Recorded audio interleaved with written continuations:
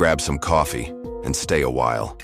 Because tonight we're unraveling one of the darkest unsolved mysteries in American history, the Tylenol Murders of 1982. 7 innocent people, poisoned by something millions trusted. A crime that paralyzed Chicago, sparked nationwide fear, and changed the way we buy medicine forever. And more than 40 years later, no one has ever been brought to justice. It began on September 29, 1982. In Elk Grove Village, Illinois, 12-year-old Mary Kellerman woke up with a runny nose and sore throat. Like any parent would, her father gave her a single Tylenol capsule. Minutes later, he heard a thud in the bathroom. Mary had collapsed. By the time paramedics arrived, she was gone. Doctors were baffled. A perfectly healthy girl dead within minutes. Her parents would later recall that moment as losing the brightest light in their lives. But they couldn't know it yet. Mary wasn't just a tragedy. She was the first victim of something much bigger. That same morning, 27-year-old Adam Janus, a postal worker in Arlington Heights, stayed home from work with chest pains. He too reached for Tylenol. Moments later, he collapsed in his living room and died. His stunned family gathered at his house that evening, devastated. Grief turned to exhaustion, headaches, tension, tears. Adam's brother Stanley and Stanley's wife Teresa both reached for Tylenol from the same household bottle. Within hours, they were dead too. 3 family members. 1 day, 1 bottle of pills. It was a tragedy so unbelievable that first responders at the Janus home later admitted they felt as though they were standing in the middle of a horror story. But the deaths didn't stop. Mary Reiner, age 31, had just given birth to her 4th child. She took Tylenol for post-delivery pain. She never came home. Mary McFarland, age 27, worked at Illinois Bell, a single mother raising a child. She collapsed at work after taking Tylenol from her purse. Paula Prince, 35, a United Airlines flight attendant, was found in her Chicago apartment. An open Tylenol bottle was still sitting on the counter. By October 1st, 7 victims in the Chicago area were dead, each one linked by a single product, extra-strength Tylenol. Chicago exploded into fear.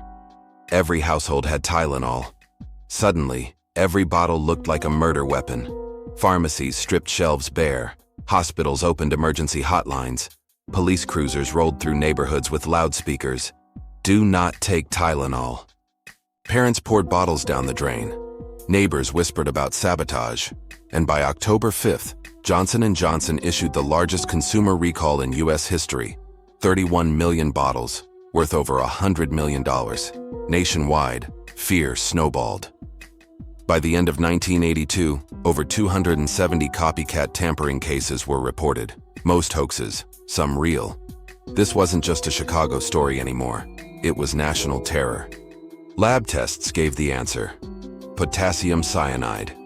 Enough in each capsule to kill thousands. But here's the part that terrified investigators most. The cyanide wasn't added at the factory. The killer had walked into stores, opened bottles, carefully replaced the Tylenol powder with cyanide crystals, and put the bottles back on shelves, untraceable. This wasn't a manufacturing error. It was deliberate, methodical. And the randomness made it nearly impossible to catch. The FBI, FDA, and local police launched a massive task force. Pharmacies were searched. Hundreds of bottles seized. Investigators in hazmat suits combed through stores and warehouses. But leads were scarce. No fingerprints. No cameras in 1982 drugstores. No witnesses. Tips poured in. Paranoia exploded. One Chicago woman was arrested after she called police claiming her husband was the killer. It turned out to be false. The investigation was desperate, but it was like chasing a ghost. Then came a letter, addressed to Johnson & Johnson. It demanded $1 million to stop the killings. The author, James Lewis. Lewis was a con artist with a criminal past, fraud, forgery, financial schemes. He was tracked down in New York. Investigators were convinced he was their man. But there was a problem. Lewis had no ties to Chicago. No physical evidence linked him to the poisoned bottles. He was convicted only of extortion. He served 12 years in prison, and until his death in 2023, James Lewis swore he was innocent of the murders. So if not him, then who? Meanwhile, Johnson & Johnson faced ruin. Tylenol made up over 30% of their revenue. Now it was poison in the public eye. But the company made a fateful choice. They didn't deny. They didn't deflect. They pulled every bottle nationwide. They cooperated fully with investigators. And they introduced a radical idea: tamper-proof packaging, sealed caps, foil lids, blister packs, all born from the Tylenol murders. That decision saved Johnson & Johnson's brand and reshaped the pharmaceutical industry forever. So who was the Tylenol killer? Theory 1. James Lewis. He had the letter, the motive, the criminal past, but no evidence ever placed him in a store. Theory 2. A disgruntled Johnson & Johnson employee, someone with insider access. Revenge disguised as random terror. Theory 3. A random psychopath. No ransom, no motive, just chaos for chaos's sake. Theory 4. A terrorist act. Some have whispered about domestic terrorism, an attack meant to test how easily America could be destabilized. Theory 5. Copycats. In the years after, more tampering cases appeared nationwide. Most were hoaxes. A few were real, but all echoed Chicago, 1982. It's been more than 40 years. 7 lives lost. Millions terrified.